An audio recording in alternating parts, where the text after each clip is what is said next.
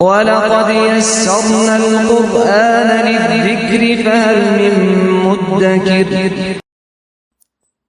الحمدللہ رب العالمین والصلاة والسلام علی سید المرسلین وعلی آلہ وصحبہ اجمعین. سبحان اللہ وبحمدہ سبحان اللہ العظیم. ربی اشرح لی صدری ویسر لی امری واحلل عقدۃ من لسانی یفقہوا قولی. اللہم فقہنا فی الدین آمین یا رب العالمین. عزیزان گرامی، سورہ الانعام کا حاصل مطالعہ پہلے سیشن میں اس کا ایک حصہ آپ کی خدمت میں رکھا ہے. اب ہم اس کا دوسرا سیشن اس کو آگے بڑھا رہے ہیں. تو انشاءاللہ آیت نمبر 74 سے لے کر اختتام تک ہم جو ہے اس میں منتخب آیات اور اجمالی جو اس کی میں موضوعات آئے ہیں ان کا احاطہ کرنے کی کوشش کریں گے. آیت نمبر 74 میں اللہ تبارک و تعالی فرما رہے ہیں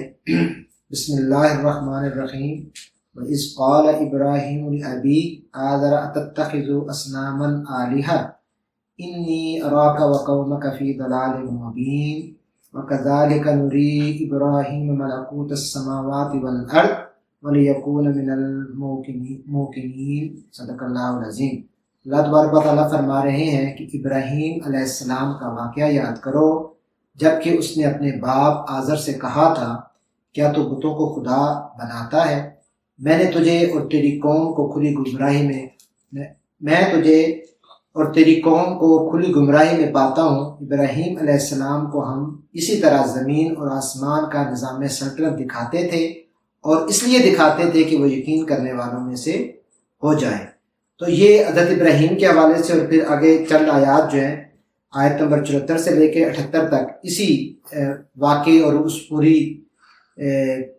جو کیفیت تھی اس کے حوالے سے جو ہے یہاں پر بات اور گفت و شنید کی گئی ہے. حضرت ابراہیم کی جوانی کا یہ پورا واقعہ بیان کیا جا رہا ہے جب حضرت ابراہیم علیہ السلام اپنے ایمانی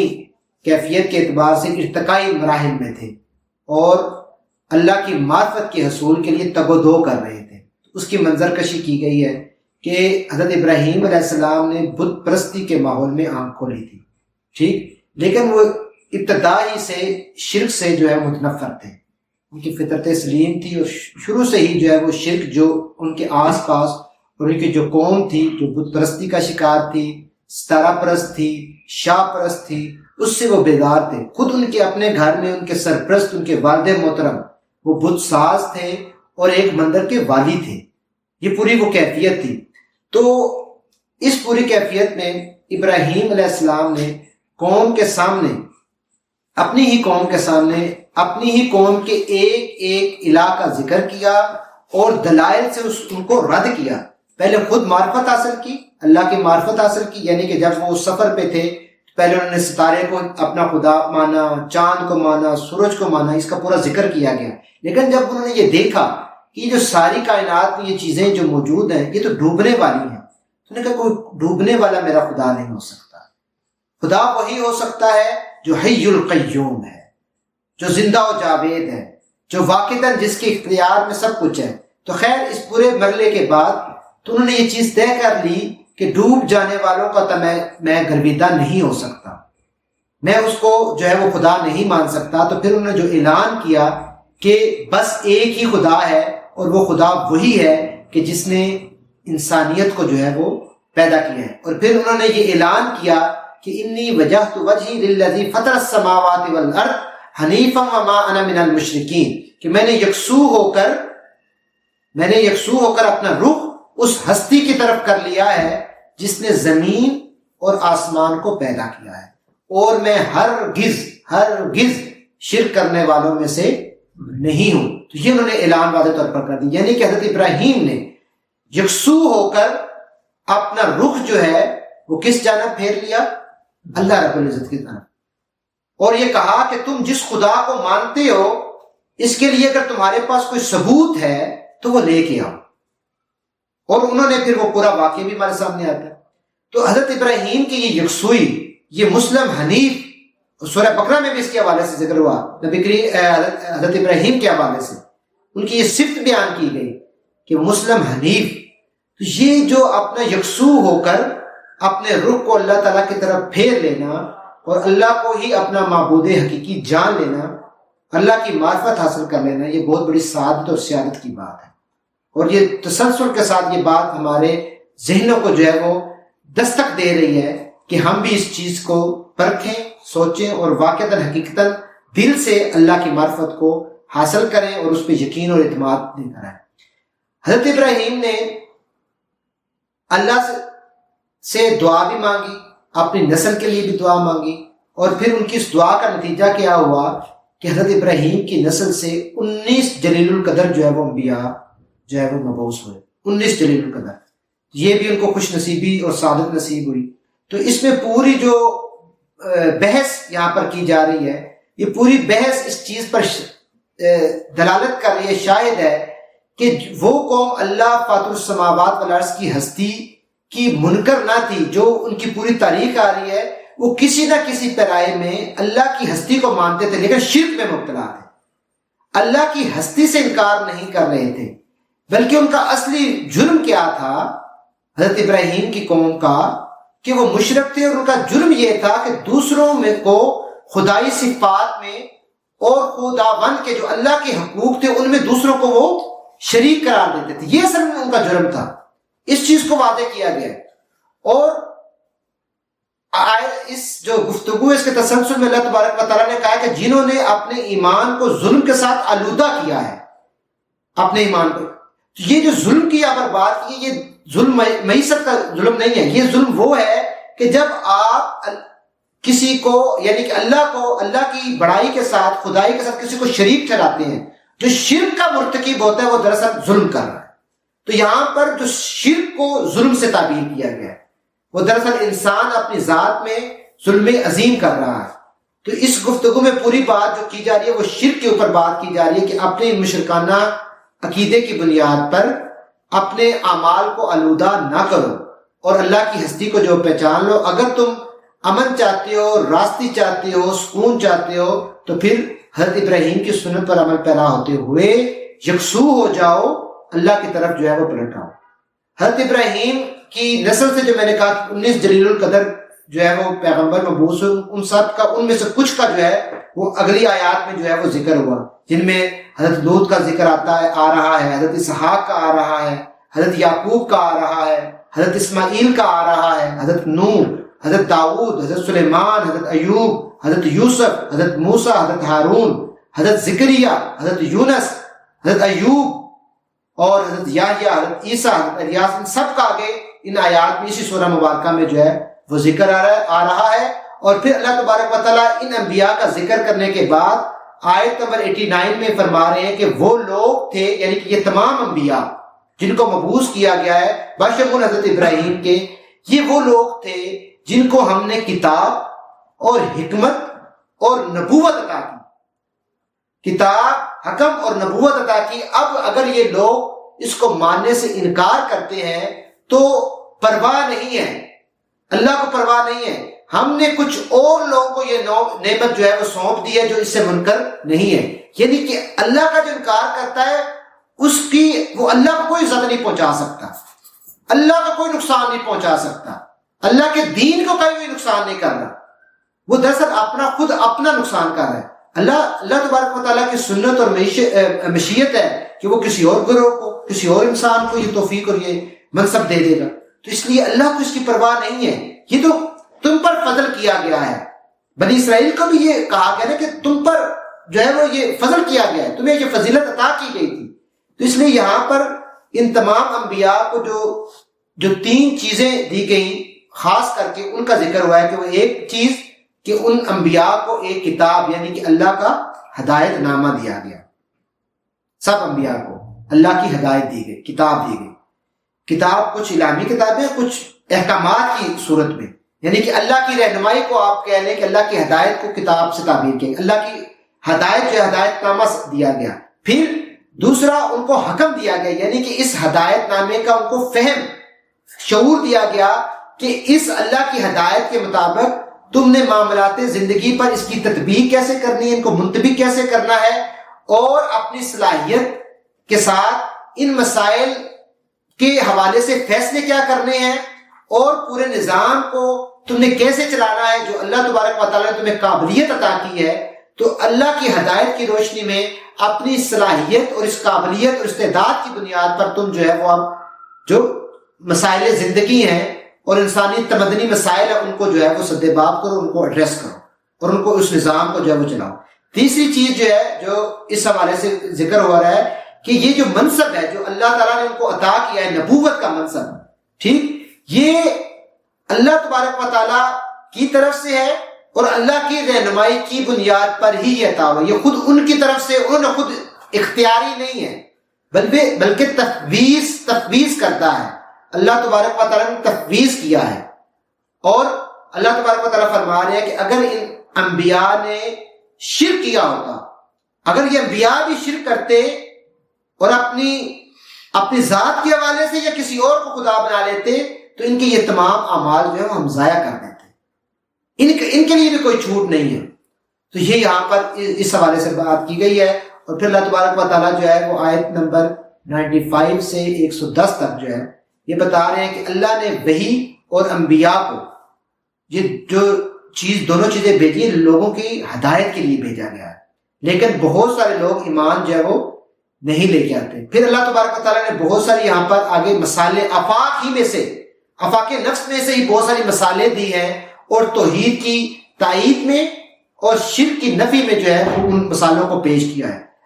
اور یہ فرمایا کہ اگر انسان بصیرت کی آنکھ سے دیکھے تو اللہ تک پہنچ سکتا ہے، یہ ناممکن نہیں ہے۔ اگر انسان جو ہے وہ بصیرت کی آنکھ سے وہ دیکھے نا، ذرا نظر دوڑائے، اللہ تبارک و تعالیٰ نے ذکر کیا ہے، وہ ان نباتات کو دیکھیں، جمادات کو دیکھیں، زمین و اسمان کو دیکھیں، موت و حیات کی کشمکش کو دیکھیں، کھیتی باڑی کو دیکھیں، کیسے فصلیں اگتی ہیں، پروان چڑھتی ہیں، دن اور رات کے آنے جانے کو دیکھیں۔ یہ سارا کا سارا نظام کائنات کون کنٹرول کر رہا ہے؟ اس کو سوچو گے تم خود پہنچ جاؤ گے کہ اللہ کی ذات ہے پیچھے۔ تو یہ جو ہے انسان جو ہے اس چیز پر جو ہے وہ پہنچ جائے۔ یہ نشانیاں یہ جو پیش کی جا رہی ہیں، پھر اللہ تبارک و تعالیٰ فرماتے ہیں یہ نشانیاں کارآمد ان کے لیے ہیں جو بصیرت کی آنکھ سے دیکھتے ہیں اور پھر ایمان لاتے ہیں، یہ ان کو فائدہ مند پہنچاتی ہیں، اور جو ایمان نہیں لے کے آتے تو ان کو یہ جو ہے وہ فائدہ نہیں پہنچاتی۔ پھر اللہ تبارک و تعالیٰ آیت نمبر 118 اور 19 میں فرما رہے ہیں کہ اگر تم لوگ اللہ کی آیات پر ایمان رکھتے ہو تو جس جانور پر اللہ کا نام لیا گیا ہو اس کا گوشت کھاؤ۔ آخر کیا وجہ ہے کہ تم وہ چیز نہ کھاؤ جس پر اللہ کا نام لیا گیا ہو، حالانکہ جب چیزوں کا استعمال حالت اضطرار کے سوا دوسری تمام حالتوں میں اللہ نے حرام کر دیا ہے، ان کی تفصیل وہ تمہیں بتا چکا ہے۔ بکثرت لوگوں کا حال یہ ہے کہ علم کے بغیر محض اپنی خواہشات کی بنا پر گمراہ کو باتیں کرتے ہیں۔ ان حد سے گزرنے والوں کو جو اللہ تبارک و تعالیٰ کے مد مقابل جو ہے وہ اپنے خواہشات کے اسیر ہو جاتے ہیں، ان حد سے گزرنے والوں کو تمہارا رب خوب جانتا ہے، اللہ تعالیٰ جانتا ہے۔ تو یہاں پر حلال اور حرام کے حوالے سے پھر دوبارہ متنبہ کیا گیا ہے اور اہل کتاب کو بھی مخاطب کیا گیا ہے کہ تم حلال اور حرام میں جو آمیزش کرتے ہو اس کو چھوڑ دو، اپنے عقائد کی اصلاح کر لو، اور جو اللہ تبارک و تعالیٰ نے نازل کیا ہے، جو حلال طے کر دیا ہے، مقرر کر دیا ہے، اس کو حلال جان لو، اور جو چیزیں تمہیں حرام تمہارے لیے کھانے پینے کے لیے قرار دے دی گئی ہیں ان کو جو ہے وہ اختیار کر لو کہ یہ حرام ہے، ان سے ہم نے بچنا ہے، ان سے دور رہنا ہے۔ پھر اللہ تبارک و تعالیٰ فرما رہے ہیں کہ اے نبی صلی اللہ علیہ وسلم ان سے کہو کہ آؤ میں تمہیں سناؤں تمہارے رب نے تم پر کیا پابندیاں عائد کی ہیں، یہ کہ اس کے ساتھ کسی کو شریک نہ ٹھہراؤ، اور والدین کے ساتھ نیک سلوک کرو، اور اپنی اولاد کو مفلسی کے ڈر سے قتل نہ کرو، ہم تمہیں بھی رزق دیتے ہیں اور ان کو بھی رزق دیں گے، اور بے شرمی کی باتوں کے قریب نہ جاؤ، خواہ وہ کھلی ہوں یا چھپی ہوئی ہوں، اور کسی جان کو جسے اللہ نے محترم ٹھہرایا ہے ہلاک نہ کرو مگر حق کے ساتھ۔ یہ باتیں ہیں جس کی ہدایت تمہیں اس نے کی ہے، شاید کہ تم سمجھ بوجھ سے کام لو۔ تو ان دو آیات میں اللہ تبارک و تعالیٰ نے کھانے پینے کے علاوہ کچھ اعمال کو حرام قرار دیا ہے، اور ان کی طرف جو ہے وہ ان کی حرمت کی طرف جو ہے وہ توجہ دلائی گئی ہے اور واضح کیا گیا ہے، اور ان 10 حرام اعمال کا ذکر کیا گیا ہے، یہ جو میں نے آپ کے سامنے ترجمہ رکھا ہے، اس میں 10 چیزوں کا ذکر ہے۔ ان کو دوبارہ میں تذکیر کے طور پر یا دہانی کے طور پر آپ کے اس لیے کہ آپ کے ذہن نشین رہیں اور آپ اپنی ڈائری پہ نوٹ کر سکیں۔ پہلی چیز شرک حرام، دوسری چیز والدین کی نافرمانی، تیسری چیز مفلسی کے ڈر سے اولاد کو قتل کر دینا، مفلسی کے ڈر سے۔ اور جو آج یہ جو پوری ایک کمپین چلتی ہے منصوبہ بندی کے لحاظ سے، ٹھیک، کہ جو ہے وہ بچے 2 ہی اچھے، تو یہ کس وجہ سے کہ شاید اللہ تبارک و تعالیٰ کہتا ہے رزق میں دینے والا ہوں، مفلس اس کائنات کی تخلیق، اس کے خزانے میرے پاس ہیں، یہ اس دنیا میں جو روح اس آئے گی اس کو رزق ملے گا، تو مفلسی کے ڈر سے اولاد کو قتل کرنا۔ چوتھی چیز بے شرمی اور فحاشی، اس کا مرتکب ٹھہرنا، چاہے وہ کھلی ہو یا چھپی ہوئی ہو، ظاہر ہو یا باطنی ہو، تو کھلے اور چھپے انداز میں بے شرمی اور فحاشی کے مرتکب ٹھہرانا۔ پانچویں چیز قتل ناحق، انسانی جان کے ایک محترم ہونے کے حوالے سے ہم گزشتہ روز ہم لیکچر سن چکے ہیں، اس میں ہم نے تفصیلاً اس بات کو سمجھا ہے کہ انسانی جان اللہ تبارک و تعالیٰ نے محترم ٹھہرائی ہے، اور کسی کو یہ حق نہیں ہے کہ وہ کسی دوسرے کو انسان کو قتل کرے، تو قتل ناحق۔ چھٹی چیز مال یتیم کا کھانا، کل بھی اس پہ بات ہوئی تھی، یتیم کے حقوق کا تحفظ، اس کے مال کی جو ہے وہ تحفظ، سرپرستی کرنا، مال یتیم کھانا یہ حرام فعل ہے۔ ناپ تول میں کمی باقی کرنا، جو لوگ تجارت کرتے ہیں ان کے لیے خاص کر کے یہ ہے کہ ناپ تول میں کمی کرنا، اور ایک پوری قوم تھی حضرت شعیب کی قوم جس کو ہلاک ہی اس لیے کیا گیا کہ وہ ناپ تول میں کمی کرتے تھے۔ پھر 8ویں چیز بے انصافی اور عدل سے ہٹے ہوئے کام کرنا، ہر وہ کام جو انصاف سے ہٹا ہوا ہو اور عدل سے ہٹا ہوا ہو اس سے منع کیا گیا ہے۔ عدل کی بنیاد پر ہم یہ کہتے ہیں کہ ہمارا نظام عدل پر نہیں ہے، ہمارا نظام انصاف پر مبنی نہیں ہے، لیکن کم از کم ہم اپنی ذات میں تو عدل قائم کر سکتے ہیں، اپنی ذات، اپنی جہاں پر جن دائروں پہ ہم باعث اختیار ہیں ان دائروں پر ہم انصاف سے کام لیں۔ ہمارے پاس ہم بہت سارے دائروں میں صاحب اختیار ہیں، خاندان کا چاہے دائرہ ہو، آپ کی جو اپنی ذاتی معاملات کا جو دائرہ ہو، آپ کی جو آفس کا دائرہ ہو، خود انسان کے اندر ایک عدالت موجود ہے، اور اس عدالت کی بنیاد پر وہ دیکھے کہ میرا یہ عمل کیا انصاف پر ہے یا انصاف سے ہٹا ہوا ہے، کیا میں جو بات کر رہا ہوں وہ عدل کی بات کر رہا ہوں، اگر چاہے تو میرا کوئی رشتہ دار ہی اس کے زد میں آ رہا ہو، مجھے بات عدل کی کرنی ہے۔ اس کی بھی ہم نے تفصیل جو ہے اس سے پہلے سمجھی ہے، پوری تفصیل میں نے آپ کے سامنے رکھی تھی۔ 9ویں چیز جو ہے اللہ اور اس کی مخلوق سے عہد کر کے اس کی خلاف ورزی کرنا، جو قول و اقرار ہم کرتے ہیں اس کی پاسداری کرنا، آپ جو معاہدہ کرتے ہیں، جس کو زبان دے دیتے ہیں، آج تو ہم بڑے آرام سے کہہ دیتے ہیں کہ انشاءاللہ میں کر دوں گا، وعدہ کر دیتے ہیں اور پھر ہم مکر جاتے ہیں، پھر جاتے ہیں، تو وعدوں کی پاسداری، قول اقرار کی پاسداری، سبحان اللہ، ہمارا دین کتنا خوبصورت ہے۔ آپ یہ دیکھیں، میں تو حیران ہوتا ہوں، یہ جو لوگ ہمارے مختلف اسکالرز آج یہ تشریح پیش کرتے ہیں کہ یہ جو دین ہے یہ چند عبادات تک محدود ہے، یہ تو پورے معاشرتی قوانین ہیں، یہ تو پورا تمدنی نظام ہے، یہ تو پورا معاشی نظام ہے، یہ دین کیسے اس سے لا تعلق ہو سکتا ہے؟ یہ کیسے اسلام ریاست کا دعویٰ نہیں کرتا؟ اسلام تو نظام کی بات کرے، یہ سارے جو قوانین ہم دیکھ رہے ہیں یہ سب تمدنی قوانین ہیں، معاشرتی قوانین ہیں، اور کوئی بھی قانون ہے جب تک اس کا نفاذ نہیں ہوگا تو اس کے اثرات نہیں آپ سمیٹ سکتے۔ وہ نفاذ چاہتا ہے، قانون بنتا ہی نفاذ کے لیے ہے، اگر قانون کا نفاذ نہ ہو تو اس عدالت کا تو مطلب ہی کوئی نہیں ہے۔ اگر دستور جو بنتا ہے، عدالتی جو قوانین تشکیل پاتے ہیں، جو تعزیراتی قوانین تشکیل پاتے ہیں، اگر ان پہ عمل درآمد نہیں ہوگا تو ان عدالتوں کا کیا فائدہ؟ تو اس لیے یہ تو پورا دین ہمارے سامنے ایک پورا نظام پیش کر رہا ہے۔ میں تو حیران ہوتا ہوں اسکالرز کی، وہ کہاں سے پھر تشریح لے کے آتے ہیں؟ کیا یہ قرآنی آیات ان کے سامنے نہیں آتی؟ وہ کہاں سے ان کے ترجمے لے کے آتے ہیں؟ یہ تو واضح طور پر اگر ان کی تفسیر میں ہم نہ بھی جائیں، صرف ان تراجم کو پڑھیں، ان آیات کے ترجمے کو پڑھیں، تو چیزیں بالکل آشکار ہو رہی ہیں، واضح طور پر پنچ کر رہی ہیں ذہنوں کو کہ اسلام چاہتا ہے کہ اسلام کا مقصد کیا ہے، وہ تو پورا نظام کا دعویٰ کر رہا ہے۔ تو 9ویں چیز میں نے آپ کے سامنے رکھتی ہے کہ اللہ اور اس کی مخلوق سے عہد کر کے اس کی خلاف ورزی کرنا، اور 10ویں چیز کہ نبی صلی اللہ علیہ وسلم کے راستے کو چھوڑ کر کوئی اور راستہ اختیار کرنا، یہ حرام ہے، یہ غلط ہے، یہ تباہی ہے، یہ بربادی ہے۔ تو یہ 10 چیزوں کو اپنے ذہن نشین کر لیجئے۔ اس کے بعد اللہ تبارک و تعالیٰ ایک احسان عظیم کی بات کر رہے ہیں۔ وہ احسان عظیم کیا ہے؟ چھوٹی چھوٹی نیکیاں۔ یہ دین اتنا پیارا دین ہے، اتنی سہولت فراہم کرتا ہے۔ اللہ تبارک و تعالیٰ فرما رہے ہیں کہ جو لوگ اللہ کے حضور نیکی لے کر آئے گا، جو اللہ کے حضور نیکی لے کر آئے گا، اس کے لیے 10 گنا اجر ہے۔ ایک نیکی پر جو ہے وہ 10 گنا اجر ہے۔ اور جو بدی لے کر آئے گا، ہونا تو یہ چاہیے تھا، انصاف کا تقاضا تو یہی ہے نا کہ اگر نیکی کا 10 گنا تو بدی کا بھی 10 گنا ہو، لیکن اللہ تعالیٰ کی رحمت دیکھیے، اللہ تبارک و تعالیٰ کہہ رہے ہیں کہ جو نیکی لے کے آئے گا 10 گنا اجر ہے، اور جو بدی لے کر آئے گا اس کا اتنا ہی بدلہ دیا جائے گا جتنا اس نے قصور کیا ہے، اور کسی پر ظلم نہ کیا جائے گا۔ یہ ممکن ہی نہیں ہے کہ اللہ تبارک و تعالیٰ کسی پر ظلم کرے۔ اے محمد صلی اللہ علیہ وآلہ وسلم کہو میرے رب نے بالیقین مجھے سیدھا راستہ دکھا دیا ہے، بالیقین سیدھا راستہ دکھا دیا ہے، بالکل ٹھیک دین جس میں کوئی ٹیڑھ نہیں ہے، ابراہیم علیہ السلام کا طریقہ